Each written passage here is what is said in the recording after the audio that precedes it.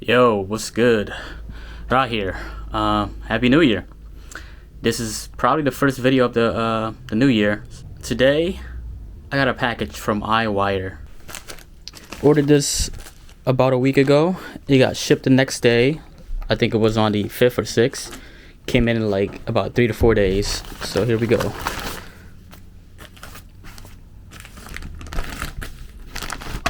Yep, a grounding kit from iWire for the Subi. Thank you for ordering from iWire Subaru Wiring Solutions. We hope you enjoy your purchase. For some tips and tricks, check out iWire's installation documents, which can be found at, okay, that's the link. Cool. May have to tag them in this video. Ooh, look at that.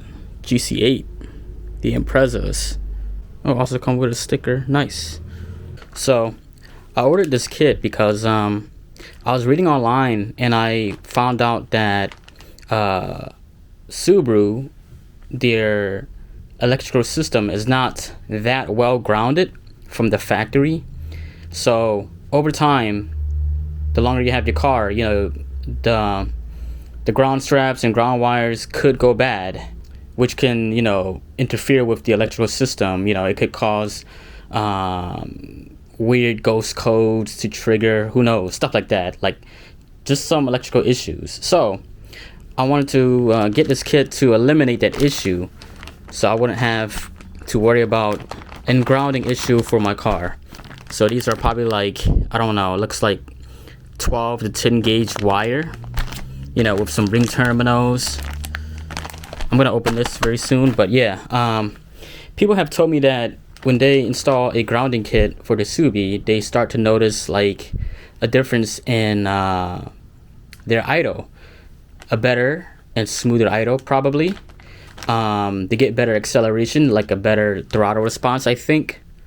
A few people have claimed that they get better gas mileage, but that might be not that noticeable for me. But I wanted to make sure that I can eliminate this grounding issue for the future and whatnot. And the Subi's ECU is grounded from the top of the intake manifold.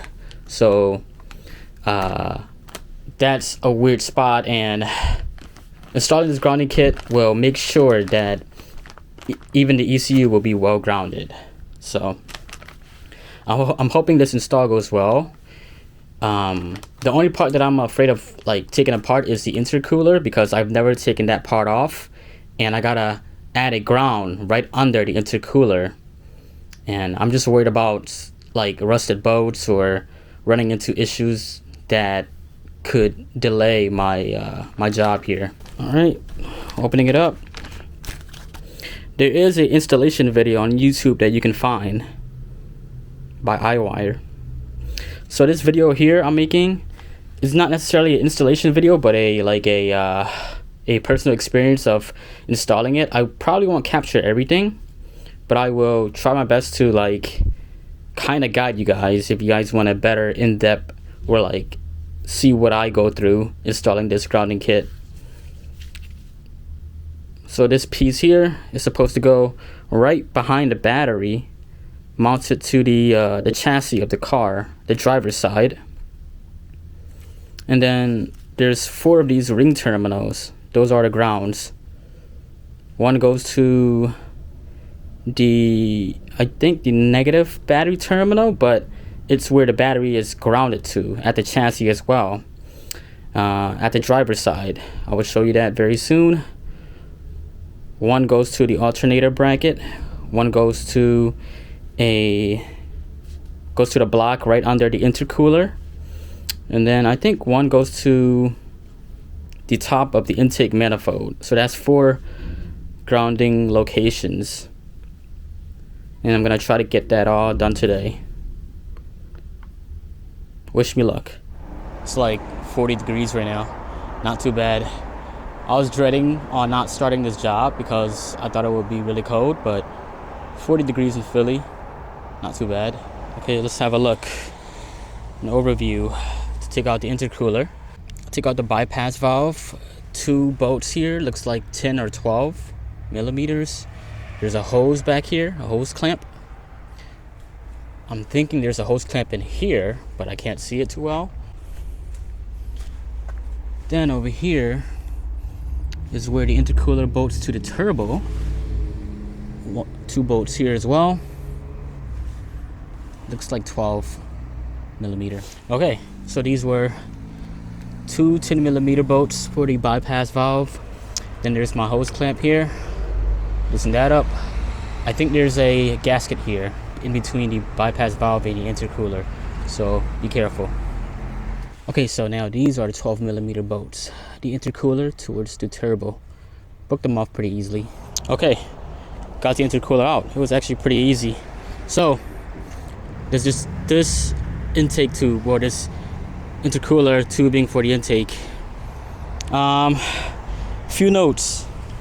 The bypass valve has an O-ring, so be careful not to lose that. It's nice and sealed. I didn't actually have to loosen up this hose clamp because I thought I would have to take off the whole bypass valve out, but no, I didn't have to. So I'm gonna actually take this out so it doesn't fall into the engine bay. Actually, let's tighten that back up. Now on the passenger side, I thought there would be a gasket here for the turbo, the flange, but there's no. But there is an O-ring right under the intercooler where it connects to the turbo.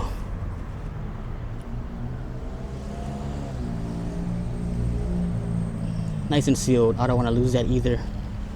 So yeah, I just had to wiggle this one out after I loosened up the hose clamp right under the bypass valve.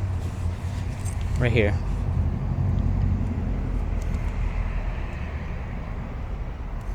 Bypass valve, and this is the other hose clamp. You just loosen that hose clamp that connects to the intercooler.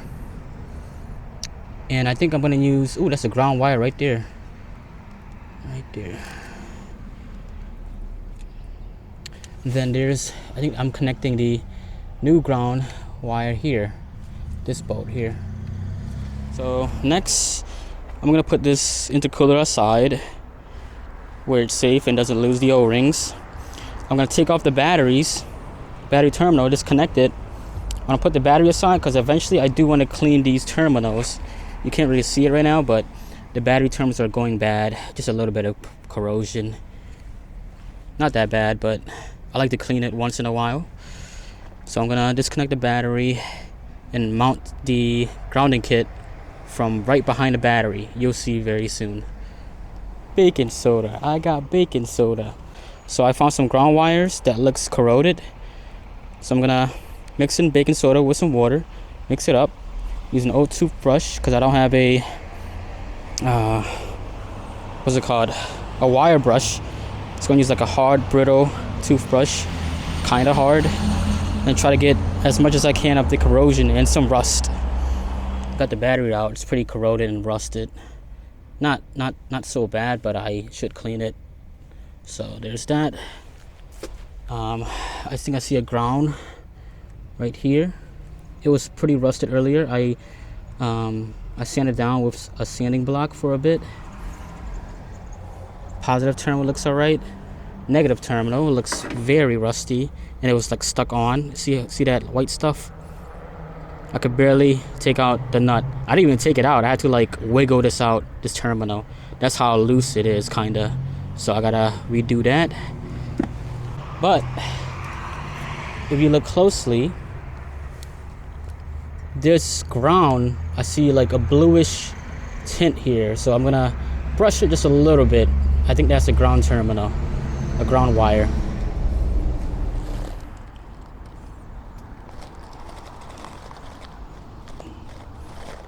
Baking soda. I got baking soda. Okay. I loosen this bolt out. So this is where the grounding kit starts. I'm gonna bolt it right behind, in between, and sandwich it between this bolt so it mounts right behind here. I'm gonna slide it through. Okay, got it mounted. Sandwich in between. Oh, look, the kitty!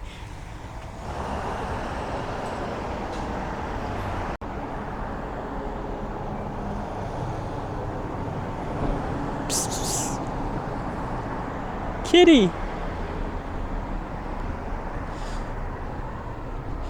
Kitty. Look, he's looking for food. Okay, now that it's mounted, I'm gonna put the first grounding location right here. Sandwich it in between this and that. So I gotta remove the cover of this fuse box. Okay, that's one down. See this from the iWire. Sandwich in between this grounding, and then that grounding cable goes back to the battery. Next, alternator bracket. Gonna sandwich in between this nut back here. Gotta take out this bracket maybe. Okay, fast forward. I actually already mounted the ground wires. Messy as fuck. I already mounted the ground terminals. The one that I'm unsure about right now is the one on top of the intake manifold. I don't know where to put that one at because I have a plastic intake manifold, and the instructional video would say to bolt it on top of that, but their intake manifold is like steel, like it's metal. But I saw a comment saying that I should bolt it to the TGV block, which I kind of know where's it at, but I'm unsure of where exactly to get this bolt at. So I'm gonna have to figure that one out later. So for now, there's one ground wire that probably isn't wired properly, but so far I'm doing an idle relearn on my car. Since I unplugged the battery for over an hour or so, the car is going through a idle relearn. So the car I just turned on for the first time, it seemed pretty smooth, to be honest. And of course, you know, it's a fresh start, so I'm gonna have to learn the idle again and learn and get the car to learn the way I drive again. So from driving, I know it's gonna feel wonky because of I'm doing an idle relearn procedure. So I tried my best to clean off the corrosion as well from wherever I see it, from any ground wires that look like a ground wire and looks like there's corrosion and rust or whatnot. I try to brush it all off, clean it up, you know, because a clean ground is a good ground. So I tried my best. So right now it's looking clean, but I won't know how the car feel until I relearn the idle and get the car to know how I drive as well, because I know it's gonna feel off and on until, like, I don't know, a couple miles of driving. Like, the installation is finished, to be honest. Like, it's just some ground wires wired, and you can check out the iWire tutorial to see where I grounded. Pretty much I just followed that video.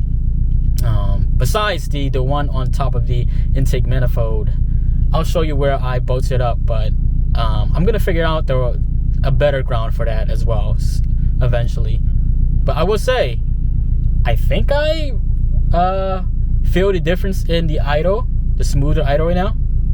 It feels, I want to say 10% smoother, or maybe it's just a placebo effect. I don't know, but okay.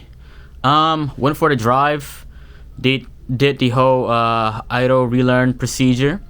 Went out for a drive. Of course, my throttle feels a little weird, clutch engagement feels a little weird. You know, the car is still relearning, the ECU is still doing its thing, but I have noticed quite some things.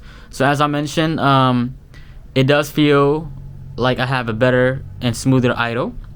I can't speak on the throttle response yet because I need the ECU to relearn of how I drive. But I will say I notice a difference in my headlights. A significant difference. It's brighter. So yeah, that concludes it. Yeah, guys, I mean, I'm sure you guys could make this kit yourself for cheaper. I bought this iWire kit for $150 US dollars. And I'm pretty satisfied with it. The quality is great. It feels nice. The length of the wires feels just fine. Thank you all for watching. I hope you guys learned something from this. Maybe it'll help you guys with your install. Feel free to comment if you want to ask for other tips, stuff that I didn't mention in this video. I can try to give you guys some advice, because there's not many like information on people installing these kits for specific Subarus. So I want to add another one to YouTube and wherever, so you guys can find this and use this as a guide or whatever. So yeah, feel free to comment and ask, and I'll try. Once again, thank you all for watching. Consider subscribing. Like the video if it helped. Alright, until next time, peace.